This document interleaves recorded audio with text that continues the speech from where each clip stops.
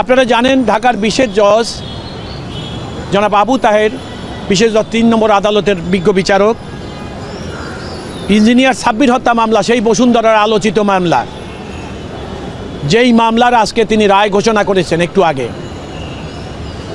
রায়ে তিনি বলেছেন এই মামলাটি একটি হোপলেস মামলা এবং অন্যায়ভাবে এই মামলাটি ইনিশিয়েট করা হয়েছিল, মামলা তৈরি করা হয়েছিল। অর্থাৎ যখন এই মামলাটা তৈরি করা হয়েছিল তখনকার সময়ে কারো ইচ্ছা অভিলাষ, অন্যায় ইচ্ছা অভিলাষ পূরণের জন্য এই মামলা উৎপত্তি হয়েছিল। বিজ্ঞ আদালত বিচারিক তার আদেশে বলেছে, রায়ের আদেশে, যে hopeless the case, the হোপলেসলি the prosecution is fail to prove the case.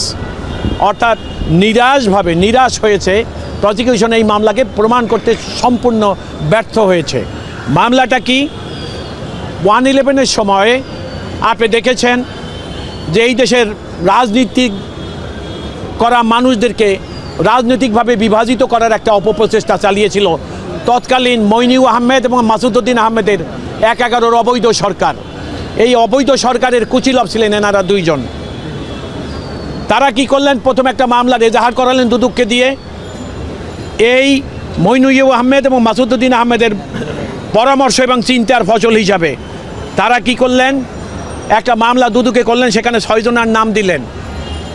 সেই 6 জনা পরে তদন্ত করে এটাকে 8 জন করা হলো।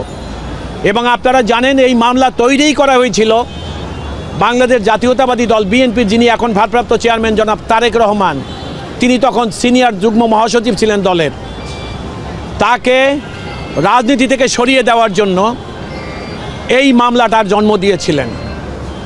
তখন কি করলো? মামলায় তার বিরুদ্ধে এজাহারে কিছু ছিল না, মামলায় কোনো সাক্ষী তার বিরুদ্ধে কিছু বলে নাই, কিন্তু জনৈক আলমগীর নামে একটা লোককে তারা ওই সময় তৈরি করেছিল এবং ম্যাজিস্ট্রেটের কাছে 164 ধারার একটা জবানবন্দি দিয়েছিল, দিয়ে বলেছে যে এই 164 ধারায় ওকে দিয়ে জনাব তারেক রহমানের নামটা এনেছিল। কিন্তু পরবর্তী সময় বিচারিক আদালতে দেখা গেল ওই আলমগীর আদালতে আসেনি। যে ম্যাজিস্ট্রেটের কাছে বক্তব্য দেওয়া হয়েছিল সেই ম্যাজিস্ট্রেটকে আদালতে দুদক পরীক্ষা করতে পারে নাই। অর্থাৎ এই মামলায় সাক্ষ্য প্রমাণে এবং সেখানে দেখানো হয়েছিল এই তারেক রহমান সাহেবকে আনার জন্য তার যে পলিটিক্যাল সেক্রেটারি ছিল নুরউদ্দিন আহমেদ অপু, তাকে এই মামলায় অন্যায়ভাবে সম্পৃক্ত করেছিল, এই জন্যই যে ওকে সম্পৃক্ত করলে তারেক রহমান সাহেবকে সম্পৃক্ত করা যাবে। আমার এই বক্তব্যগুলো ছিল প্রসিকিউশনের এবং তারা আদালতে 15 জন সাক্ষী দিয়েছে। তারা কেউই জনাব তারেক রহমান সম্পর্কে একটা শব্দ বলে নাই এবং যেই কথা এজাহার এবং চার্জশিটে মামলার আইও বাদী এবং তদন্তকারী কর্মকর্তা উল্লেখ করেছিলেন, আজকের রায়ের মাধ্যমে এটা প্রমাণিত হলো যে এই মামলাটা ভুয়া মামলা ছিল। বিজ্ঞ আদালতও রায় তাই সেই কথাই বললেন।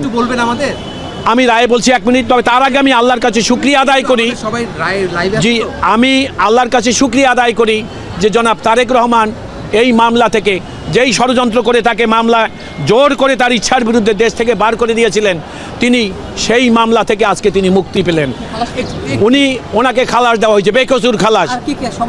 জি, যারা যে 8 জন আসামি, জনাব বাবর তাকেও খালাস দিয়েছে, জনাব নুরউদ্দিন আহমেদ অপু তাকে খালাস দিয়েছে এবং অন্যান্য আইনজীবী অন্য আসামি যারা ছিলেন তারা। এটা ওই হত্যা মামলাকে কেন্দ্র করে ঘুষ লেনদেনের মামলা ছিল। এটা জনাব তারেক রহমানকে অন্যায়ভাবে ওই 1/11 সরকার ফাঁসানোর জন্যই এই মামলায় যেভাবে আমি বর্ণনা করলাম সেইভাবে তৈরি করেছিল। তো আজকের অর্থাৎ রায়টা হলো এই, আমি আপনাকে বলছি, বিজ্ঞ আদালত তার রায় এইভাবে আদেশ দিয়েছেন। বিজ্ঞ আদালত বলেছেন যে তার আদালতে দুদক 15 জন সাক্ষী উপস্থাপন করেছেন। আমি 15 জন সাক্ষীর বক্তব্য বিচার বিশ্লেষণ করে দেখলাম যে এই মামলাটি মিজারাবল্লি ফেল করেছে দুদক প্রমাণ করতে। সেই কারণে তিনি বলেছেন জনাব তারেক রহমান, জনাব লুৎফুজ্জামান বাবর, জনাব মিয়া নুরউদ্দিন অপু সহ অন্যান্য সকল আসামিরা এই মামলায় দুদক প্রমাণ করতে ব্যর্থ হওয়ায় তাদেরকে সবাইকে বেকসুরভাবে এই মামলা থেকে খালাস প্রদান করা হইল। মামলাটা ছিল সাব্বির নামে এক ইঞ্জিনিয়ার, তাকে হত্যা করা হয়েছিল মর্মে অভিযোগটা আনিয়েছে। ওই হত্যা মামলায় তাকে আসামি করেছিল 1/11। আপনি জানেন আমি এই কথাটা না বলে পারছি না। 111-এর সময় এই আকবর সোবহান এবং 111 অর্থাৎ বসুন্ধরার যারা, তাদেরকে 111-এর যারা কুচিলভ ছিল, অন্যায়ভাবে মামলায় ঢুকিয়ে তাদের কাছ থেকে প্লট থেকে নেওয়া টাকা পয়সা অবৈধভাবে হাতিয়ে নেওয়ার নানা রকম ব্যবসা করেছিল। সেই কারণে এই মামলাটার জন্ম হয়েছিল।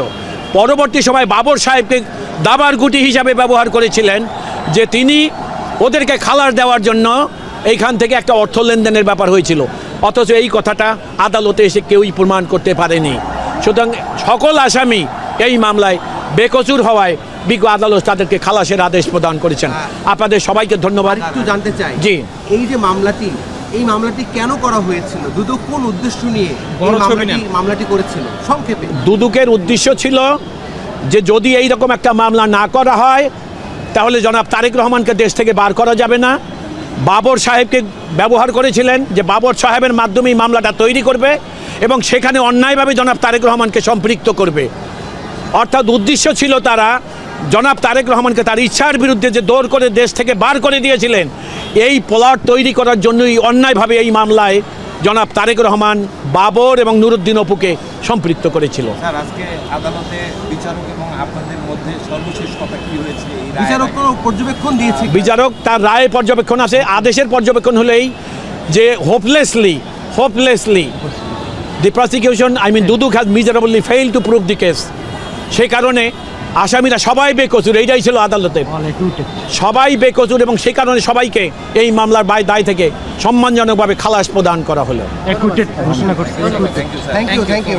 আপনারা সবাই ভালো থাকবেন। Thank you so much.